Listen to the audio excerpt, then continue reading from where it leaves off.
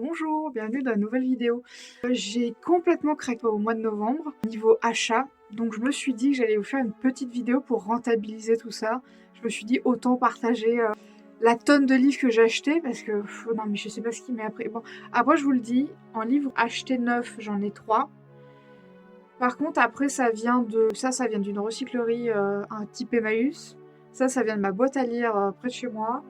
Ça vient... Vous voyez pas les pieds, mais c'est pas grave. Ça vient de Easy Cash, Happy Cash. Et j'ai craqué sur Vinted, j'ai acheté 6 livres.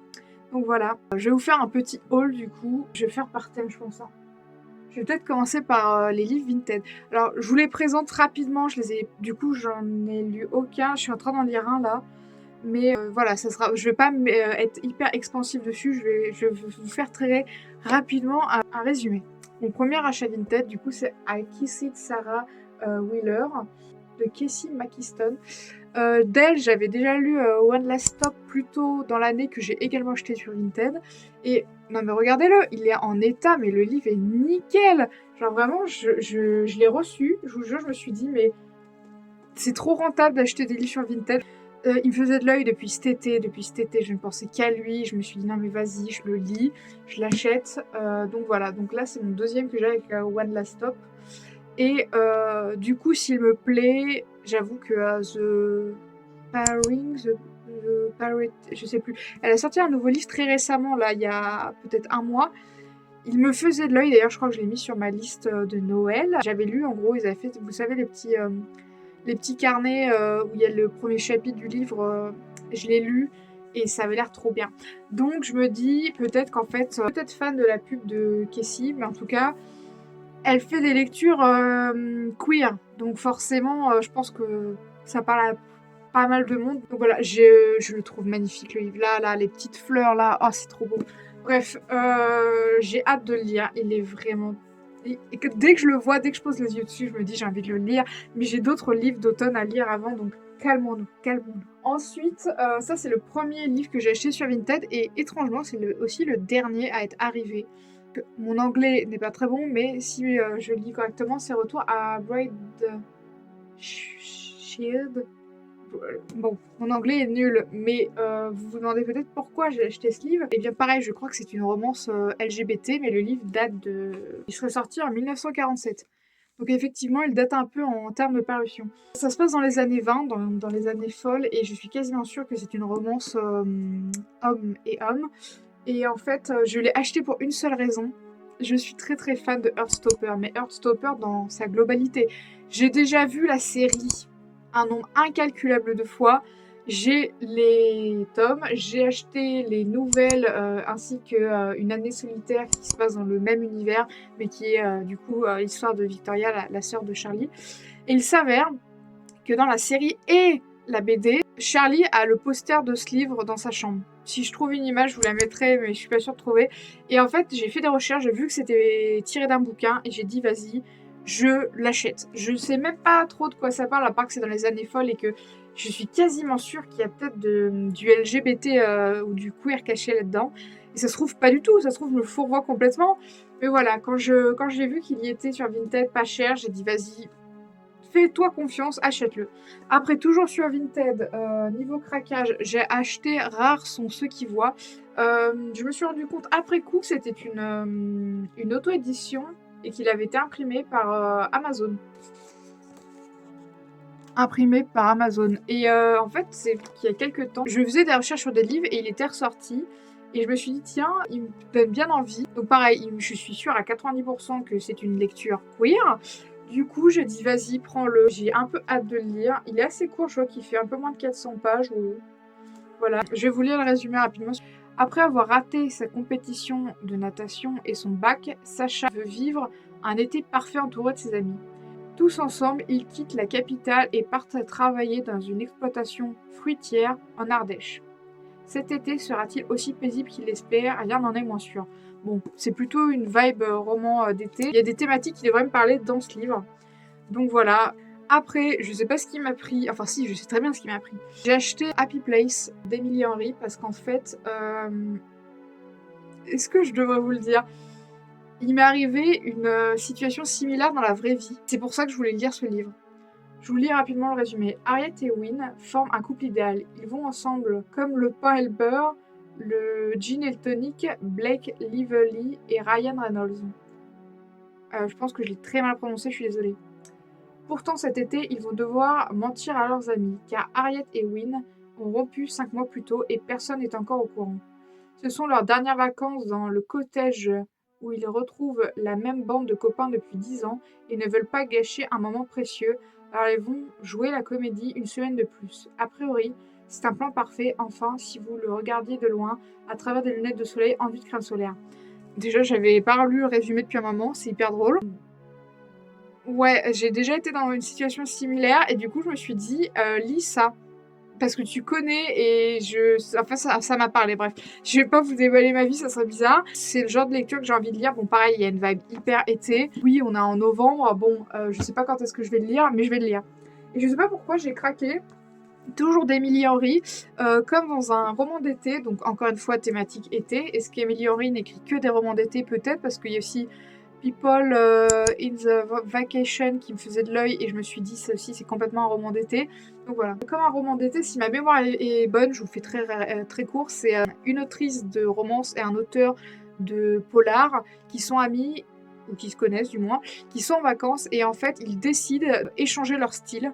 Qu'elle écrive un polar et que lui écrive une romance pour un peu, voilà, se challenger. Enfin, j'ai pas trop les détails, mais en fait, on m'en avait parlé il y a un moment et je me suis dit, mais en fait, j'ai trop envie de lire ça. J'ai trop envie de voir des auteurs en vacances qui décident d'échanger leur style d'écriture, enfin leur thème. Et du coup, j'ai craqué, je l'ai acheté. Mais en fait, quand je vous montre mes bouquins, j'ai l'impression que je vous montre que des bouquins estivales. Alors que, bon, après, vous pouvez lire un roman d'été, enfin, qui se passe en été à Noël si ça vous chante. Et des romans de Noël toute l'année si ça vous chante, mais j'ai l'impression que ça se fait beaucoup plus maintenant de lire des romans par saison. Et du coup, j'avoue que là, je suis un peu en mode, ouais, si j'ai envie de lire des romans d'été, que des romans d'été, j'aurais peut-être envie de lire autre chose après, quoi. Bref, et le dernier livre que j'ai acheté sur Vinted, c'est Les Tribulations d'Esther Parmentier. Donc c'est une trilogie, et le premier c'est Cadavre haché, vampire fâché. Une enquête 100%. Il n'y a pas vraiment de résumé, mais de ce que j'en ai lu, c'est une nana qui est sorcière. Et dans ce monde-là, donc ça se passe en France et je pense que c'est une auteurice française. Et en fait, si j'ai bien compris, je sais pas vous, mais moi ça me fait trop penser aux couvertures d'Agatha Raisin. Ma mère les lit, du coup ça m'y fait penser. Esther, elle est sorcière, sauf que dans ce monde-là, une sorcière c'est noté de 0 à 82 et elle est un 2. Donc elle est nulle comme sorcière, mais elle va partir en stage quelque part en France, je crois que c'est à Strasbourg. Et en fait, elle va se faire recruter par une agence de trucs plus ou moins paranormal, enfin j'ai pas tout compris. Elle a quand même une certaine alchimie avec les créatures surnaturelles. Du coup, ils vont quand même la garder en stage, à l'essai, je suppose, et elle va faire des enquêtes, mais du coup, il y a un côté vampire, créature mystérieuse, et je me suis dit, c'est trop marrant d'être partie sur un thème comme ça. Du coup, j'ai acheté le tome 1, voilà, d'Oka sur Vinted, et si ça me plaît, j'achèterai les deux autres. J'en ai terminé avec les livres Vinted. Maintenant, je vais passer à ceux que j'ai achetés d'occasion, genre dans les Happy Cash, Cash Express, Easy Cash. Alors, j'avais prévu de ne rien acheter là-bas, je vous le jure, mais à chaque fois que j'y vais, il y a genre au moins un livre qui me fait oui, toi, achète-moi. Donc, j'ai craqué pour 3 livres. Le Prince captif. Voilà, ça faisait un moment que j'en entendais parler. Alors, je tiens à dire que, pardon, je vais pas montrer dans le bon ordre. J'ai tome 1 et 2, et là, c'est tome 3. Attendez, pour qu'ils se fassent face, voilà, comme ça. Putain, ils sont vraiment trop beaux. Je suis désolée, hein, mais ils ont de la gueule. Si ma mémoire est bonne, c'est l'histoire d'un gars. Son père meurt, il est prince, et son frère l'évince du trône et il décide de le vendre en tant qu'esclave de charme au prince de l'empire voisin qui est aussi probablement l'empire ennemi du leur. Et du coup, il se retrouve à être un peu le joujou du nouveau prince. Sauf qu'il ne faut surtout pas qu'il sache qu'il est en fait le prince déchu du royaume, sinon ça pourrait le mettre dans une situation compromettante, pire, horrible, une situation horrible que ce qu'elle n'est déjà. Donc voilà, donc je sais que pareil c'est une romance entre hommes. Je suis vraiment tombée dessus par hasard. Pareil ça, mais je sais pas pourquoi chaque fois que je vais dans Happy Cash, j'achète des romans de vampires. J'avais aussi acheté Young Blood là-bas et je vous en ai parlé, c'était un de mes romans préférés de l'année. J'ai craqué pour Vampiria, La Cour des Ténèbres de Victor Dixon, donc je sais que c'est un auteur français. J'ai déjà Phobos de lui, j'ai acheté et que je dois lire, donc j'ai acheté les 4 tomes. Je sais qu'il y en a un 5e qui est un préquel, mais il me faisait pas trop envie, donc pour l'instant, déjà, il faut que je lise les 4 tomes de Phobos. Et j'ai également de lui, Jack, le tome 1. Pareil, c'est une trilogie, j'ai pas du tout le tome 2 et 3, mais bon, c'est pas grave. Donc il faut que j'arrête d'acheter des livres de Victor Dixon sans les lire, parce que c'est bête quand même. Mais du coup, j'espère que ça va me plaire, parce que j'ai 6 livres de lui, donc voilà. Donc il y a un tout petit résumé, je vais quand même vous le lire. À la cour des ténèbres, le moindre faux pas se paye au prix du sang. Voilà, donc c'est une histoire de vampire. Vous vous doutez, vu que ça s'appelle Vampiria. Et à ce que j'ai compris, ça se passe dans la cour du Roi Soleil, car le Roi Soleil, donc Louis XIV, s'est fait mordre par un vampire, ce qui fait que sa dynastie perdure. Il y a 6 tomes, donc là, il y a la cour des ténèbres, c'est les 3 premiers, je crois que c'est la cour quelque chose. Et après, ça change de nom, c'est plus le même truc. Voilà, donc ça c'est ce que j'ai acheté dans les magasins de seconde main. Après, dans mes boîtes à lire, j'ai trouvé 2 livres de Philippe Claudel, Crépuscule. Ça faisait un moment que j'en avais entendu parler et en fait, je l'avais beaucoup vu, je sais pas pourquoi, cette couverture me parlait beaucoup. Je suis tombée dessus dans ma boîte à lire, j'ai dit allez, je le prends, pourquoi pas. Donc à ce que j'ai compris, c'est complètement une enquête. Ouais, c'est ça, c'est une histoire policière. Mais je lis pas beaucoup de policiers, de thrillers. Mais j'essaie d'en lire parce que c'est quand même un genre, je trouve que quand t'es dedans, c'est cool. La couverture est vraiment belle. Et l'autre que j'ai trouvé en boîte à lire, ça s'appelle Pirate. Et en fait, je l'ai pris parce que ça faisait un moment que je me disais j'ai envie de lire des romans de pirates et tout. Et d'ailleurs, j'ai mis pas mal de livres dans cette thématique, dans ma wishlist personnelle de livres que j'ai à lire plus tard. Quand je suis tombée sur ce livre, j'ai lu rapidement le résumé. Voilà, ça se passe en 665, en Jamaïque. C'est l'histoire voilà, du capitaine Charles Hunter qui décide de partir. Enfin bref, c'était assez classique comme résumé, je vais pas vous le lire, voilà. Et en fait, je l'ai pris en me disant allez, vas-y, prends-le, il a l'air cool. Et en fait, quand j'ai cherché le résumé sur mon appli de lecture, j'étais étonnée de constater qu'il était hyper bien noté. Tous les avis étaient en mode ouais, l'écriture est trop bien, j'ai adoré, machin. Mais tous, bon après il y avait peut-être genre 3 avis, mais les 3 étaient excellents. Et ce que j'ai découvert aussi sur mon appli, c'est que Michael Crichton est en fait l'auteur originel de Jurassic Park. Je sais pas vous, mais moi ça m'a un peu étonnée parce que je me suis jamais dit le mec qui a écrit Jurassic Park, il a écrit d'autres livres, alors que c'est peut-être que ça vous paraît évident, hein, mais peut-être que je suis teubée également. Mais du coup, quand j'ai vu que c'était lui et que tout le monde a dit ouais, j'adore sa plume, et j'ai regardé d'autres livres de lui, et je vous jure que c'est vrai, j'ai eu envie de lire d'autres livres de lui. Alors, rien qu'en regardant les résumés, j'ai dit mais ça a l'air ouf, genre je crois qu'il y a plein de gens qui adorent son style d'écriture.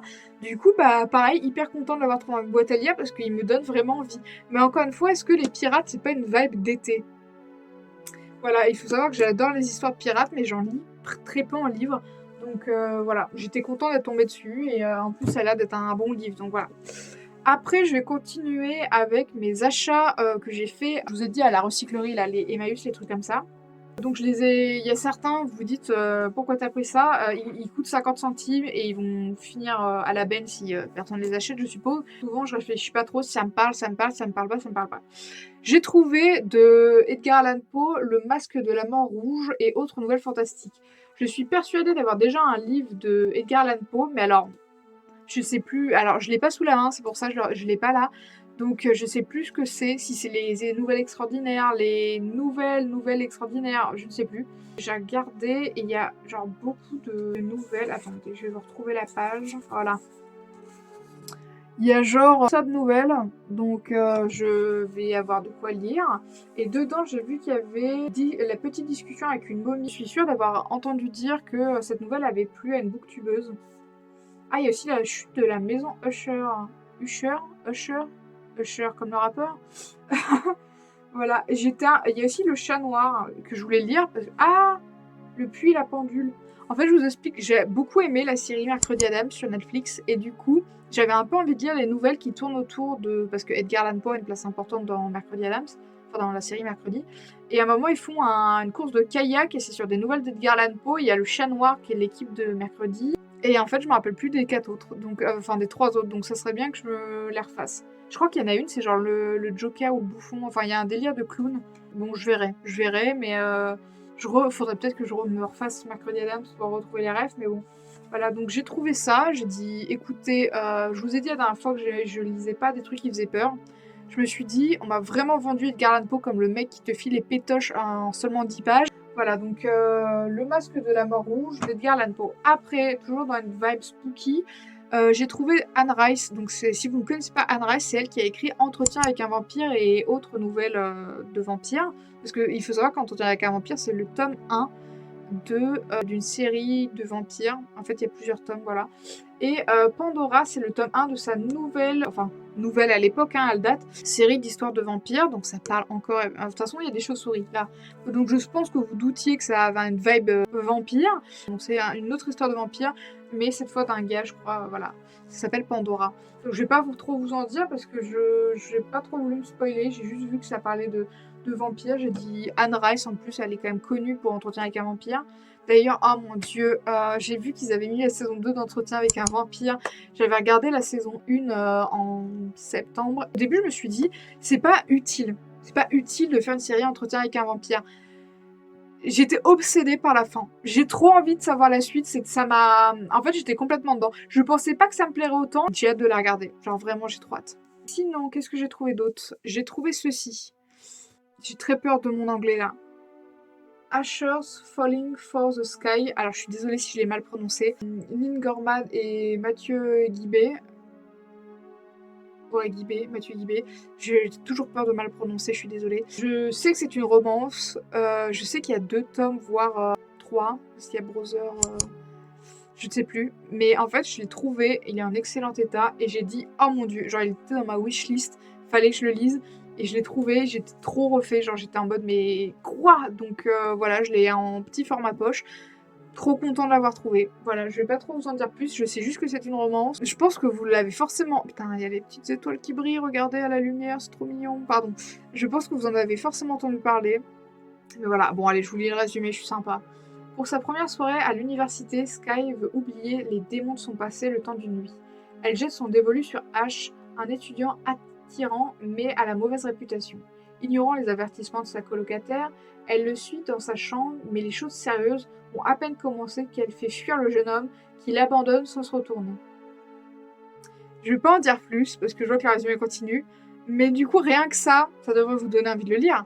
Après, j'ai même pas lu le résumé, mais j'ai vu qu'il y avait Devenir de Michelle Obama, et bon, c'est pareil, c'est une petite pavasse le truc. Ouais, il y a 700 pages. Je sais pas, je me suis dit, je lis pas beaucoup d'autobiographies ou de biographies tout court, mais quand je l'ai vu, j'ai dit oui. J'ai dit oui, j'ai envie de le lire. Est-ce que c'est parce que Lena Situation un jour l'a lu dans un vlog doute ou je ne sais quelle vidéo et a dit que c'était trop bien? Peut-être, alors que c'était, ça se trouve, c'était il y a 5 ans. Hein. Mais des fois, quand on me conseille un livre, ça a beau avoir traversé l'espace et le temps, je m'en rappelle. Donc voilà, j'ai trouvé Devenir de Michelle Obama. J'ai dit vas-y, il est à 50 centimes, je le prends. Donc le dernier livre que j'ai trouvé, c'est Les dieux voyagent toujours incognito de Laurent Gounel. Je ne suis pas du tout croyante ou quoi, mais ça avait l'air un peu... Je sais pas, Laurent Gounel, ça fait un moment que je veux lire des livres de lui, donc je l'ai vu, il était en format poche, en très bon état. J'ai dit je le prends, je vois que c'est marqué plus qu'un roman, une réflexion sur soi-même qui nous invite à prendre notre destin en main. Vous voyez, ça parle pas de Dieu, pas vraiment de Dieu. Voilà, et du coup j'ai terminé avec les livres que j'ai achetés en librairie pour de vrai cette fois, que je n'ai pas trouvé d'occasion. J'ai trouvé... Ah, je sais pas du tout comment ça se prononce. Loas, To Love You. Ah mon dieu, my English. Puis des OA qui suivent ou des AO, là, c'est horrible. Donc voilà. Donc pour vous faire simple, bon, c'est encore Ali Hazelwood. À chaque fois que je vous en parle, c'est normal parce que j'ai lu tous ces livres qui sont traduits en français. Celui-là, il est sorti en début du mois. Et en gros, c'est 3 histoires d'amour. Donc c'est 3 copines qui viennent de finir leurs études. Elles ont été en coloc pendant 5 ans pendant leurs études. Et chacune part dans un endroit différent. Donc la première est à... Non, celle-ci est à Washington, elle est à New York et elle est en Norvège, je crois, pour une expédition pour la NASA, enfin des recherches, bref. Comme vous pouvez le constater, il y a un marque-page, donc je suis en train de le lire. J'ai déjà lu la première histoire et je l'ai beaucoup aimée. C'était très cool. Pour la première histoire, je vous résume. C'est l'histoire d'une meuf qui hérite d'une maison par quelqu'un d'important. C'est pas un parent à elle, mais c'est sa directrice de thèse dont elle était très proche, voire plus que sa mère, vous voyez. Et en fait, elle lui a légué une maison, sauf que cette maison, elle lui appartient à moitié. L'autre moitié de cette maison appartient à Liam, qui était en fait le neveu de cette dame qui lui a laissé la maison. Et en fait, ils vont devoir cohabiter parce que elle vient d'intégrer un nouveau emploi. elle a pas une thune et en gros, elle lui fait comprendre que, elle va squatter là un petit moment vu qu'elle est propriétaire également. Sauf que tout de suite, Liam veut lui racheter de sa part, il veut pas d'elle et en fait, elle s'impose un peu dans sa vie de force. Au début, elle pense qu'il la déteste alors que peut-être que c'est plus compliqué que ça. Voilà. J'ai commencé hier soir la deuxième histoire du coup. Cette jeune femme, je pense que c'est son ex. Là où j'en suis, je sais pas. Mais en gros, elle se retrouve coincée dans l'ascenseur avec son ex. Et du coup, je pense qu'il va y avoir un peu une confrontation de ce qui s'est passé entre eux. On comprend que leurs deux boulots, ils se bossent pas dans la même boîte, mais du coup, je pense qu'ils bossent dans des boîtes concurrentes.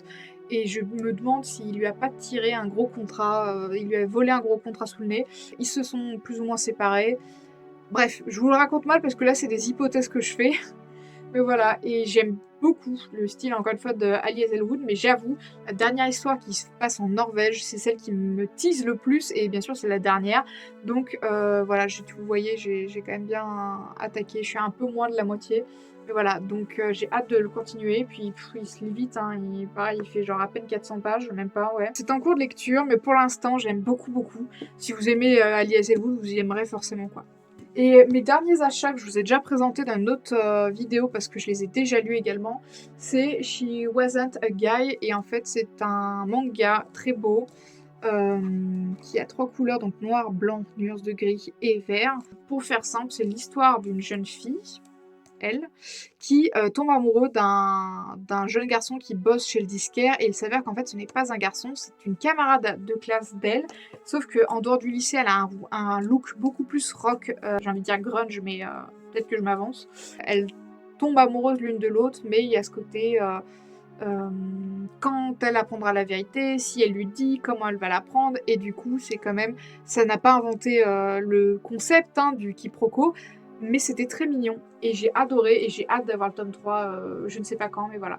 Donc ça, ce sont mes derniers achats faits en librairie. Voilà, j'espère que ça vous a donné envie de lecture. Comme vous pouvez le voir, vous pouvez acheter des livres d'occasion, vous en achèterez plus, c'est moins cher. Non, c'est pas le genre de conseil que je devrais vous donner. Sachant que, je vous jure que c'est vrai, je m'étais dit, à partir de maintenant, à chaque fois que tu termines un livre, tu as le droit d'en acheter un.